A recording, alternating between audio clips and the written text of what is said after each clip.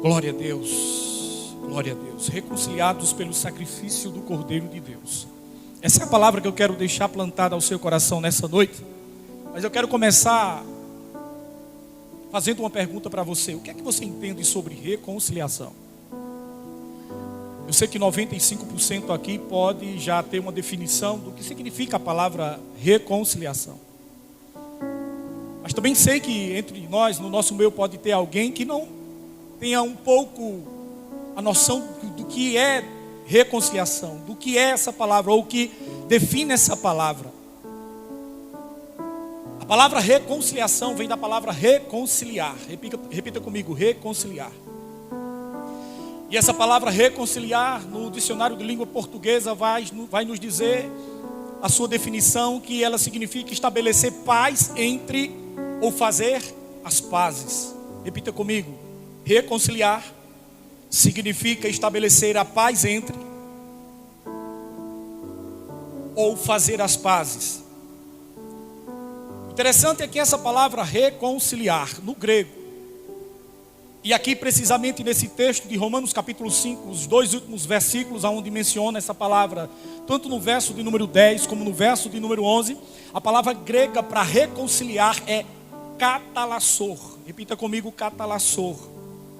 E o que significa essa palavra? O significado dessa palavra significa mudar ou trocar, ou seja, mudar da inimizade para a amizade. É isso que significa essa palavra katalassor. Mudar da inimizade para a amizade. E o interessante é que essa mesma palavra, Paulo vai mencionar ela em 2 Coríntios capítulo de número 5. Eu peço que Felipe projete aí. 2 Coríntios capítulo de número 5, verso de número 18 e 19. E também em Colossenses capítulo 1 e o versículo de número 21. Vai aparecer a mesma palavra. O mesmo sentido de Paulo falar em Romanos 5, verso 10 e verso 11, é o mesmo sentido também que essa palavra se apresenta em 2 Coríntios 5, verso 18 e verso 19, e Colossenses capítulo 1 e versículo de número 21. 2 Coríntios capítulo 5 e o verso de número 18 vai nos dizer o seguinte: ora, tudo provém de Deus,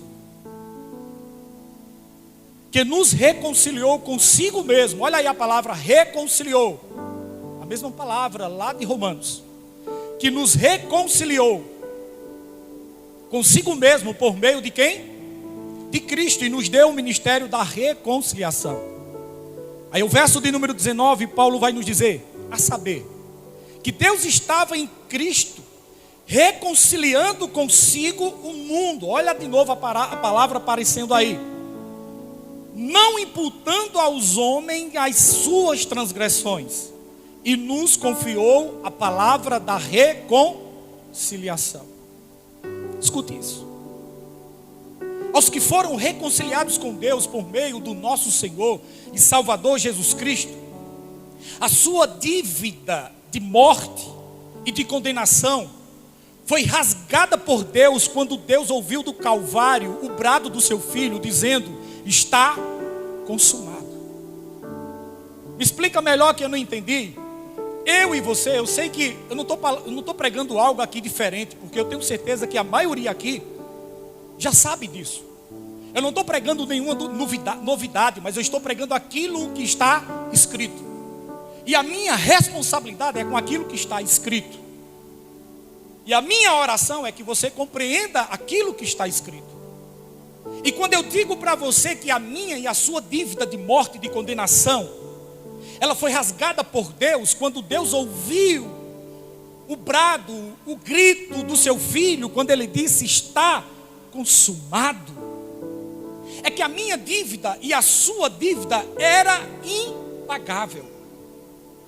O meu débito e o seu débito com Deus, não tinha homem nenhum na face da terra que conseguisse pagar com alguma coisa ou com algum esmero de força que ele pudesse fazer. É por isso que quando Cristo ele bradou da cruz: está consumado, o que é que acontece depois que Jesus brada está consumado? A Bíblia diz que o véu do templo se rasgou de alto a baixo. Perceba que o clamor, que o grito que a expressão de Cristo está consumada rompeu com algo, tanto no físico como também no espiritual. No físico, o véu do templo se rasgou. Ou seja, agora o lugar aonde o sumo sacerdote ele entrava para apresentar a Deus o sacrifício do povo, agora o caminho está aberto. Agora a via de acesso à presença de Deus não é mais agora restrita ao homem, passou a todos os homens. Eu acho que você não entendeu. Passou a todos os homens. Diga amém pelo menos. Por quê? Porque eu e você, nós temos esse livre acesso à presença de Deus. A minha e a sua dívida, ela foi paga. O meu e o seu problema foi resolvido por Cristo. A morte e a separação eterna que pertencia a mim e a você, agora não nos pertence mais. A condenação de vivermos eternamente sem a presença de Deus, agora não me cabe a mim e a você mais. Porque alguém gritou lá do Calvário, está consumado.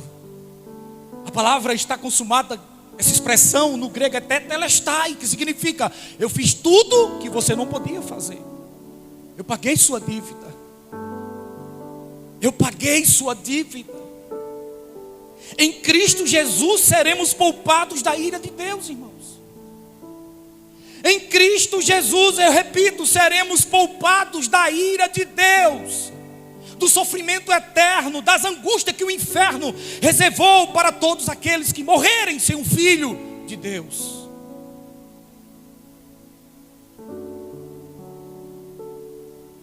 Cristo nos poupou disso. Cristo nos livrou desse sofrimento eterno. Cristo nos livrou da angústia que o inferno tem reservado e tem preparado para aqueles que vão para lá sem a pessoa de Cristo Jesus, sem crerem no Filho de Deus.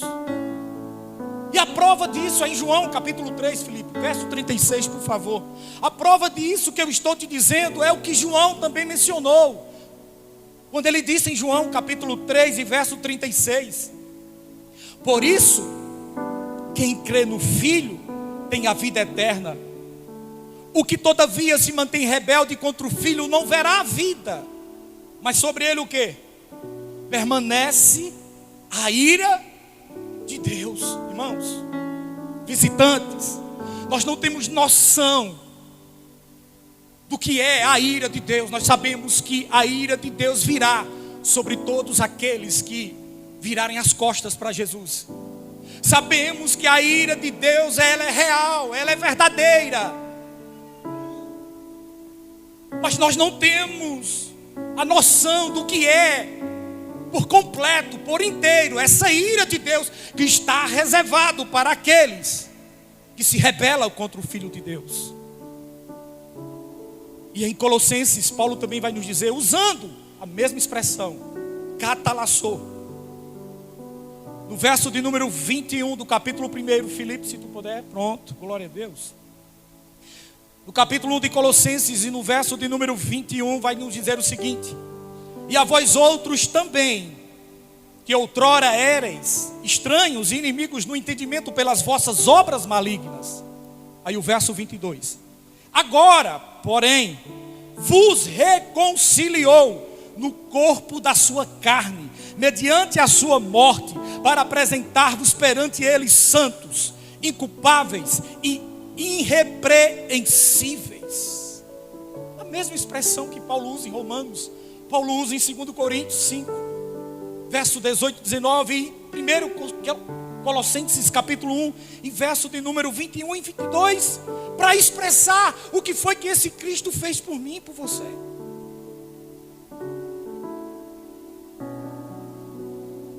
Para expressar o que Cristo, através do seu sacrifício, nos beneficiou. E Ele não quer muito de mim e de você. Ele não exige muito de mim e de você, não. Sabe o que é que Ele quer? É que eu e você creia e obedeça a sua palavra. Procure viver a sua palavra. Foi ele quem disse. Jesus disse: bem-aventurados são aqueles que ouvem as minhas palavras e as praticam. Bem-aventurados são vós quando ouvirem as minhas palavras e as praticais. O que Ele quer é que você creia nele. Creia no seu sacrifício. Creia no que Ele fez por mim e por você. Procure obedecer a essa palavra. Ah, mas é difícil. Sabe por que é difícil? Porque você está tão cheio de você.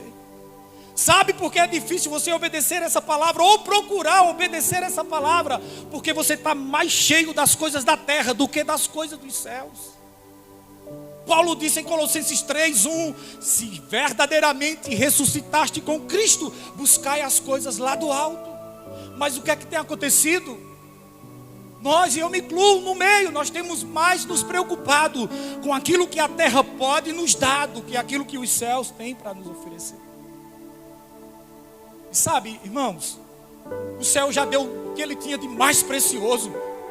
Se nós não vivêssemos uma vida eternamente nos céus com Ele, vivêssemos só aqui na terra, mas se a presença de Jesus estivesse conosco, para nós já era suficiente.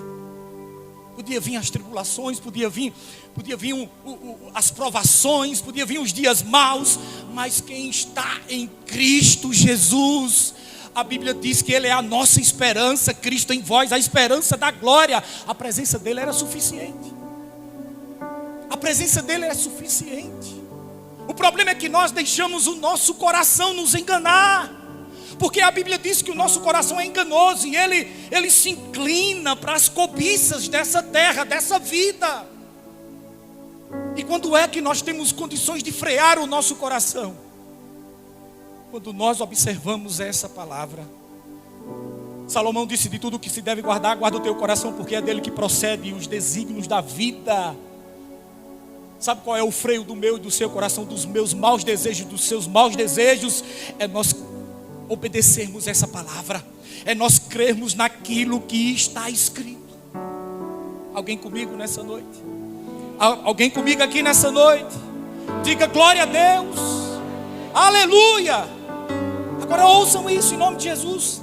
Por causa disto, os homens na sua condição pecadora são convidados a se reconciliarem com Cristo, com Ele. Por causa das nossas condições pecadoras, por causa das condições pecadoras dos homens, a condição que Deus nos dá é de nos reconciliar com seu Filho Jesus. Mudar de atitude e aceitar a provisão de Deus. E aceitar a provisão que Deus fez, por meio da qual seus pecados podem ser perdoados e eles mesmos serem justificados aos olhos de Deus em Cristo Jesus. Nós só somos justificados através de Cristo. Diante de Deus nós só somos justificados por meio de Cristo. Alguém já disse aqui, usando esse púlpito, esse microfone, quando Deus olha para a terra, o que Deus vê em mim e você são pecadores que merecem a condenação, que merecem o inferno. Mas sabe o que é que Deus vê em mim e você, aqueles que creram no Filho de Deus, em Jesus Cristo? O que Deus vê em mim e você é a marca do sangue do seu Filho. É o cordeiro que foi sacrificado no Calvário. Aí quando Deus olha para mim e para você, Ele vê o seu Filho entre eu e Ele.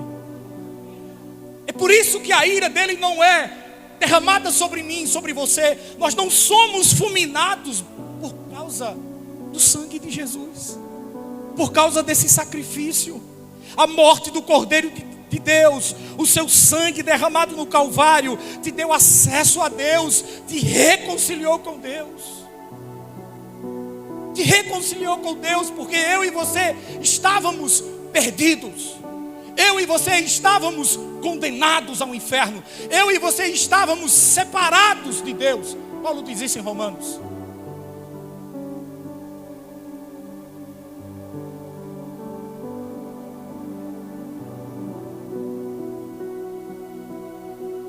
Só que agora eu e você, uma vez filho, depois de ter crido no sacrifício do Cordeiro de Deus, nós podemos desfrutar da paz que esse Deus nos dá. Paulo diz isso em Romanos capítulo 5, verso 1. Justificado, pois, mediante a fé, temos paz com Deus por meio do nosso Senhor Jesus Cristo.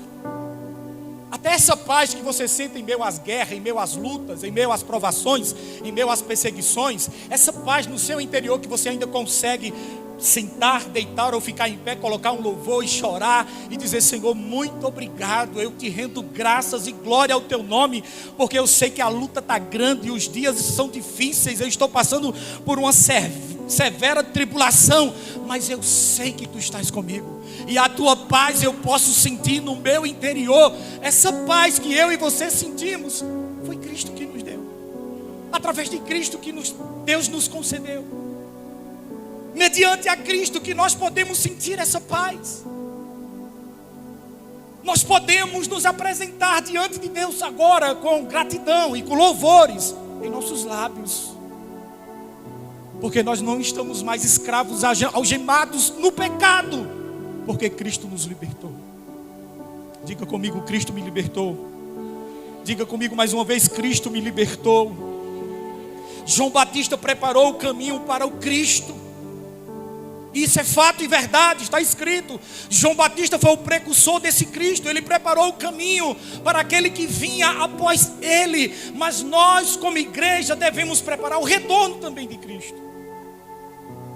Nós, como igreja, temos e devemos preparar o retorno desse Cristo. Mas agora, o Cristo vai vir, não é mais para pregar o reino de Deus.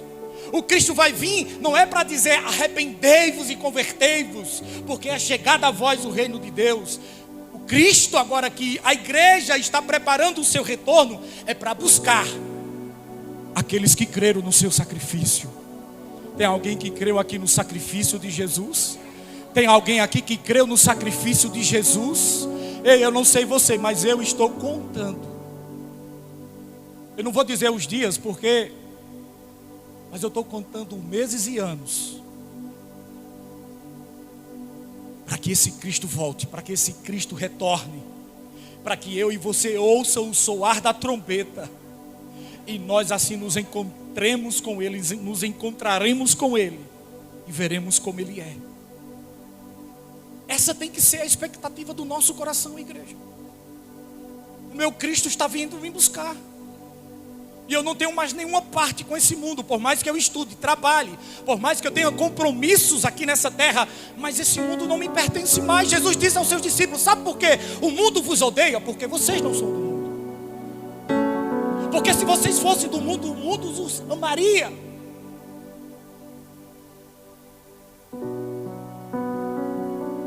Tem uma pátria celestial que está aguardando os cidadãos celestial. Aqueles que foram reconciliados com Deus.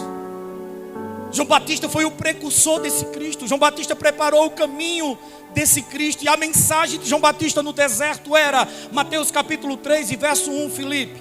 A mensagem de João Batista no deserto era o seguinte: naqueles dias apareceu João Batista pregando no deserto da Judeia e dizia, verso 2: arrependei-vos, porque está próximo o reino dos céus.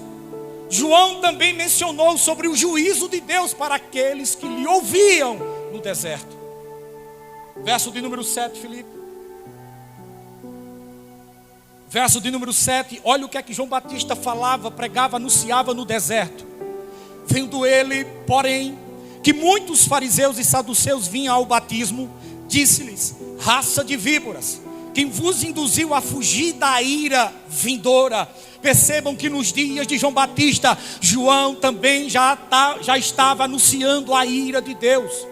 Nos dias de João Batista, o precursor do Cristo, o que preparava o caminho para ele, estava dizendo, anunciando: quem vos induziu a fugir da ira vindoura? No verso de número 8, João Batista continua dizendo: produzi, pois frutos dignos de arrependimento. No verso 9, e não comeceis a dizer entre vós mesmos: temos por pai Abraão, porque eu vos afirmo que destas pedras Deus pode suscitar filhos a Abraão. Verso 10, já está posto o machado à raiz das árvores.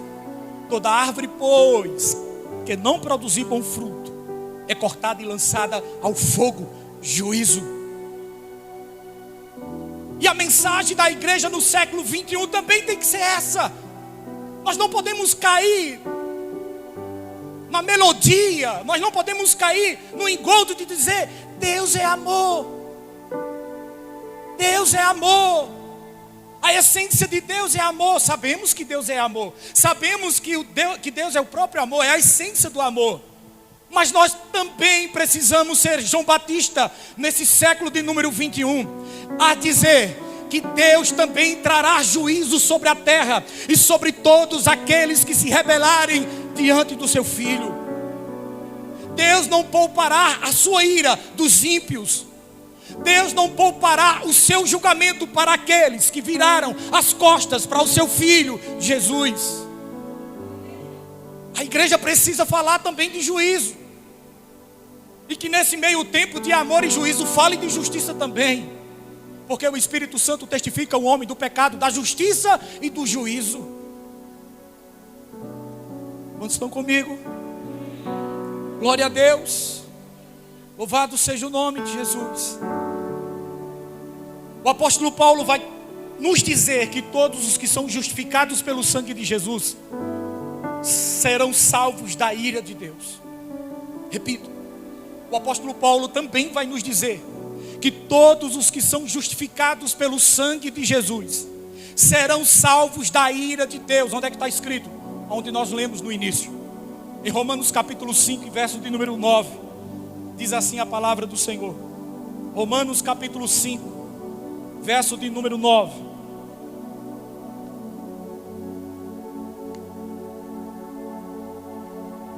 Logo muito mais agora, sendo justificados pelo seu sangue, seremos por ele salvos da ira. Na linguagem de hoje, na versão linguagem de hoje, diz assim, ó: e agora que fomos aceitos por Deus. Interessante é que nós temos o costume de dizer quem quer aceitar a Cristo Jesus, como se fosse nós que eu vou escolher se eu quero esse Jesus ou se eu não quero. Nós é que temos que perguntar: Senhor, me aceita. Senhor, tu tem que me aceitar, porque eu sou pecador e eu careço da tua misericórdia, da tua graça, para que eu não seja condenado, para que a tua ira não seja derramada sobre a minha vida.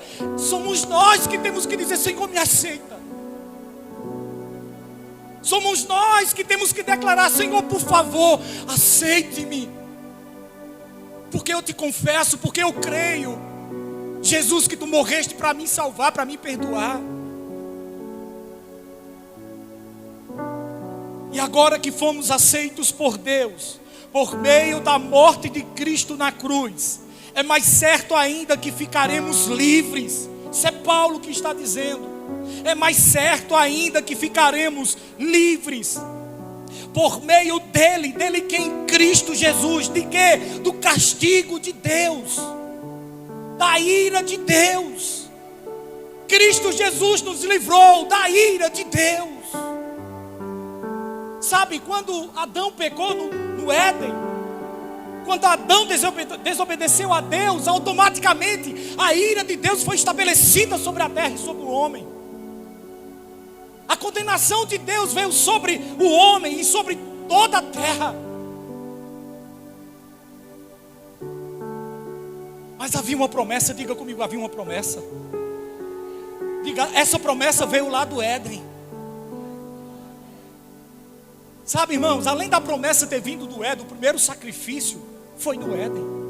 E quem foi que fez o sacrifício? Foi Adão? Foi não. O primeiro sacrifício quem fez foi Deus. Porque o homem estava nu. E quando o homem declarou que estava nu e teve medo e se escondeu, o que foi que Deus fez? Deus sacrificou animais e cobriu a nudez do homem. E esse sacrifício que Deus começou no Éden, ele foi finalizado no Calvário. O sacrifício começou no Éden, finalizou no Calvário. A promessa foi feita no Éden e a promessa se cumpriu no Calvário. Eu não sei você, mas essa palavra está borbulhando aqui no meu espírito, nos meus ossos. Mas sabe, esse borbulhar que eu falo é de gratidão, é de amor por aquilo que o meu Cristo fez por mim. esse pobre, miserável pecador que era eu, porque agora eu fui justificado pelo sangue desse Cristo que morreu por mim.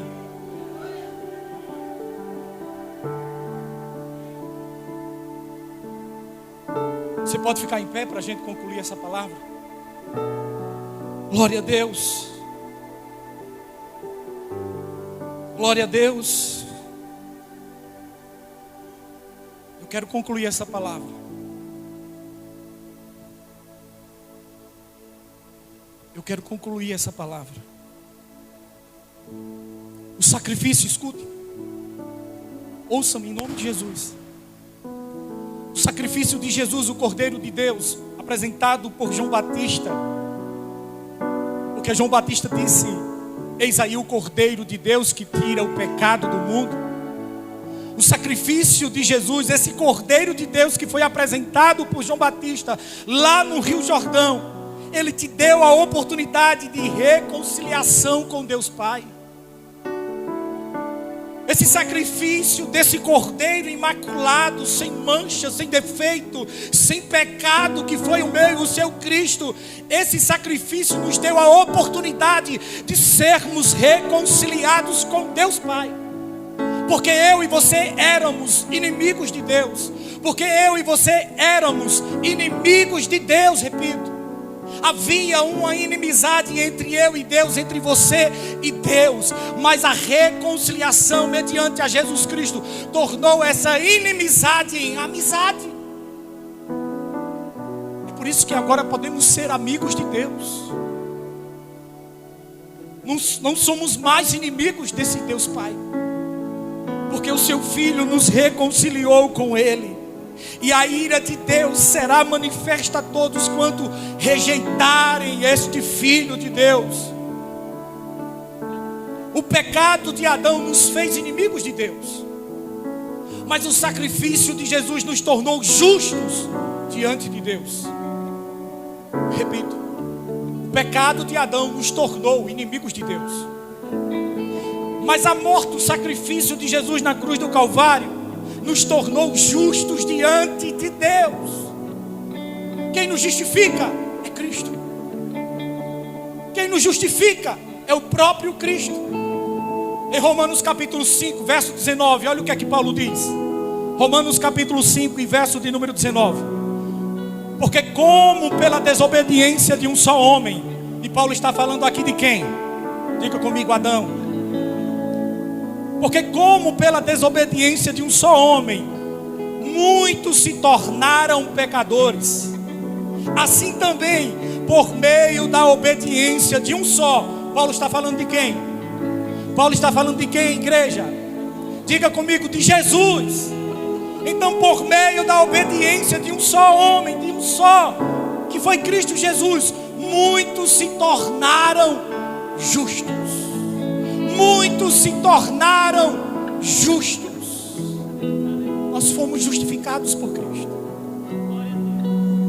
O diabo não tem mais aquela voz acusatória de dizer: tu és um pecador miserável e vai para o inferno. Você tem toda a autoridade para aqueles que nasceram de novo, para aqueles que confessaram, entregaram sua vida a Jesus. Você tem toda a autoridade de dizer assim: eu fui justificado pelo sangue de Jesus. Eu fui justificado pelo sangue de Jesus. É por isso que Paulo brada também em Romanos capítulo 8 e o verso de número 1. Portanto, nenhuma condenação há para aqueles que estão em Cristo Jesus. Não há mais condenação a mim e a você. Para aqueles que estão em Cristo Jesus, não há mais condenação sobre mim e você. Porque o sangue de Jesus no Calvário nos justificou e nos livrou da condenação da ira de Deus. Você crê assim comigo? Eu quero encerrar dizendo: por meio da fé nós obtivemos acesso a essa graça revelada por Deus mediante a pessoa de Jesus. E nos gloriamos nessa esperança da glória de Deus. Nós nos gloriamos nessa esperança da glória de Deus, aonde Deus colocará todas as coisas de volta ao seu devido lugar, aonde Deus julgará tanto o ímpio como o justo, aonde Deus vai estabelecer ordem em todas as coisas, porque cá para nós, não sei se você percebe isso, o mundo está em um caos moral, social.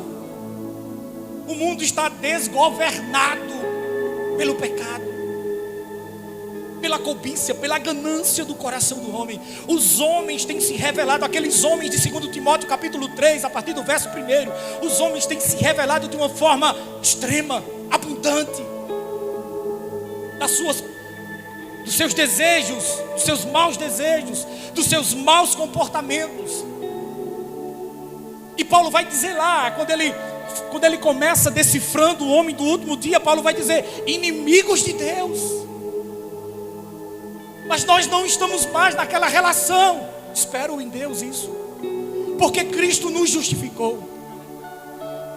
Porque Cristo nos justificou. E só há um meio de reconciliação do homem com Deus: pela graça e fé no Salvador Jesus Cristo. Só esse meio. Só esse meio de reconciliação. E o tema dessa palavra é justamente isso: reconciliados mediante o sacrifício do Cordeiro de Deus.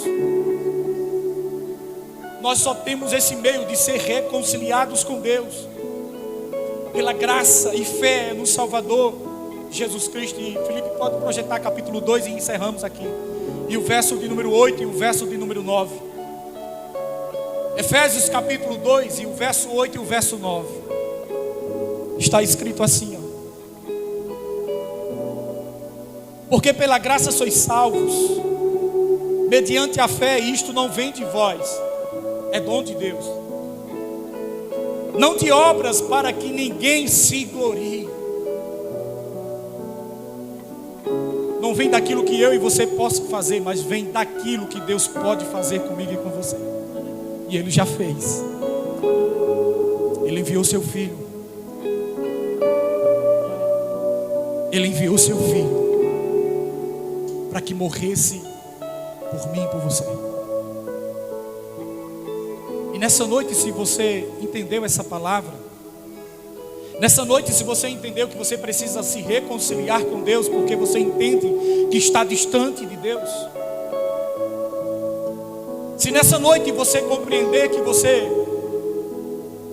você não consegue mais viver dessa forma que você está vivendo, porque há um turbilhão de dúvidas, de sentimentos que paira sobre a sua mente, que você não consegue mais se encaixar ou se ver fazendo algumas coisas, e às vezes até mesmo a depressão já bateu a porta do teu coração querendo te pegar.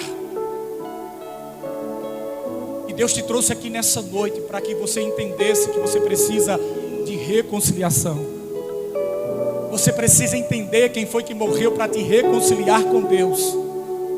Você precisa entender que quem morreu para te reconciliar com Deus está vivo. E nessa noite Ele está te fazendo esse convite. E eu não vou perguntar se você quer aceitar Jesus. Eu quero te perguntar: você pode declarar com a sua boca: Senhor, por favor, me aceita. Senhor, por favor, me aceita. Porque eu quero te servir, eu quero me reconciliar com Deus. Porque agora eu entendi que a tua morte foi para me livrar da ira e da condenação que me aguarda. Se você tiver essa coragem de dizer isso para Deus, que eu sei que você já teve coragem para fazer tantas coisas, para falar tantas besteiras, mas se você tiver coragem essa noite para dizer: Senhor, me aceite como um homem, como uma mulher que depende do Senhor, que quer viver para o Senhor. Enquanto os meninos estiverem louvando, você pode sair do seu lugar e vir aqui à frente, a gente vai orar por você. Não tenha medo, não tenha vergonha das pessoas que te olham, que veem você aqui nessa noite, porque os olhos de Deus já te viam, os olhos do Senhor já contemplavam a sua vida. E nessa noite é noite de oportunidade, e eu entendo que oportunidade não pode ser desperdiçada. Oportunidade não pode ser desperdiçada.